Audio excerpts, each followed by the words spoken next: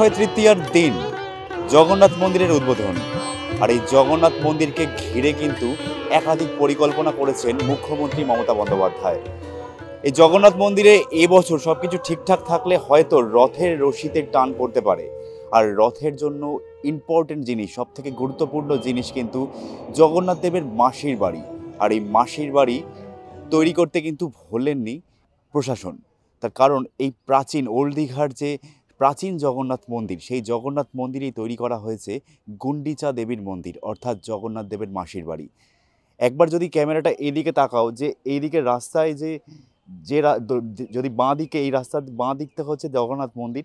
জগন্নাথ মন্দির থেকে সোজা ওল্ড দীঘার দিকে একটু এগিয়ে আসলেই কিন্তু ডান হাতেই পড়বে মাসির বাড়ি। এই রাস্তা সোজা এখন কার্পেট দিয়ে সাজানো হয়েছে এবং এই পাশে যে পুরনো প্রাচীন মন্দির, পুরনো প্রাচীন যে মন্দিরটা একবার যদি দেখাও, যে এখানে সমুদ্রের পাড়ে প্রাচীন মন্দিরটা যে রয়েছে আদি জগন্নাথ সেবাশ্রম, এই মন্দিরটা 1985 সালে তৈরি করা হয়েছিল।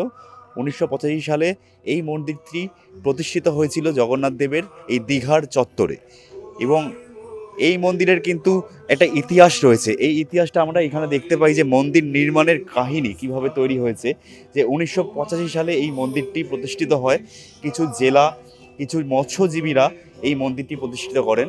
সমুদ্রে একই রকমভাবে তিনটি জগন্নাথ মূর্তি, জগন্নাথ, বলরাম এবং সুভদ্রার মূর্তি কিন্তু ভেসে আসতে দেখা যায় এবং তারা কিন্তু সেই মন্দিরটি প্রতিষ্ঠা করে পরবর্তীকালে। প্রথমে একটি তালপাতার মন্দির ছিল, সেই তালপাতায় তৈরি মন্দিরটি কিন্তু ধীরে ধীরে পরবর্তীকালে একটি বড় স্থায়ী মন্দির হিসাবে দীঘার, এই ওল্ড দীঘার সমুদ্র তটে গড়ে ওঠে।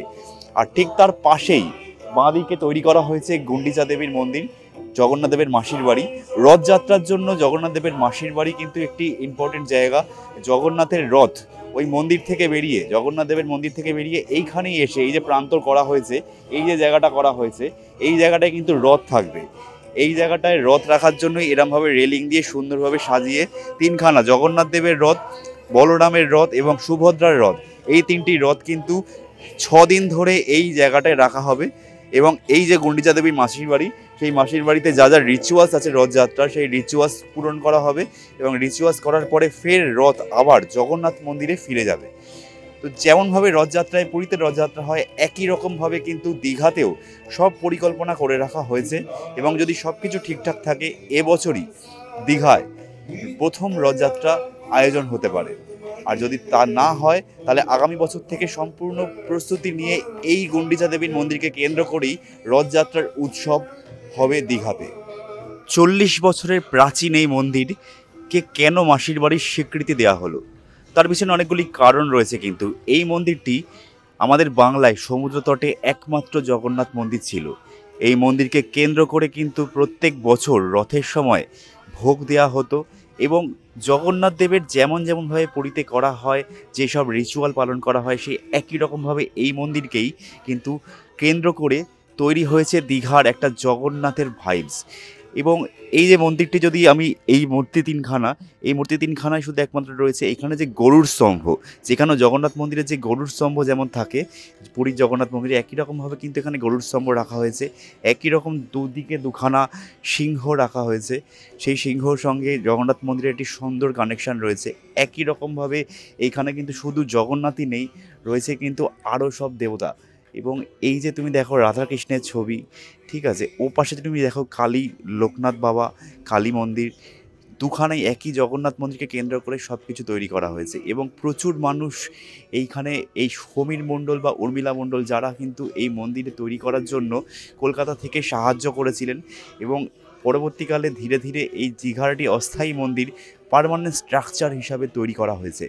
আর এই মন্দিরকে তাই এই যে কমিটি যখন জগন্নাথ মন্দির তৈরি করার সিদ্ধান্ত নেওয়া হয়েছিল দীঘাতে, যখন মমতা বন্দ্যোপাধ্যায়ের প্রশাসন অক্ষয় তৃতীয়ার দিন জগন্নাথ মন্দিরের উদ্বোধন করছেন, তার আগে এই মন্দিরকেই তাই মাসির বাড়ি হিসাবে স্বীকৃতি দেওয়া হয়েছে।